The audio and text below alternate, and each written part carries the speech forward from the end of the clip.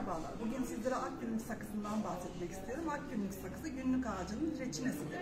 Bildiğiniz gibi ağaç reçineleri ağaçların kendilerini hastalıklara, böceklere karşı koruma mekanizması. Dolayısıyla içerisinde bol miktarda tedavi edici öz içerir. Bu özlerden yararlanmak istiyorsanız Akgünlük sakızından bir parçayı böyle 1 litre suyun içerisine atmanız ve gün içerisinde bu suyu tüketmeniz gerekiyor. Akgünlük özellikle üst solunumlu hastalıklarında, grip, nezle gibi durumlarda hızlı düzelmeyi sağlar. Hepinize sağlıklı, mutlu günler diliyorum.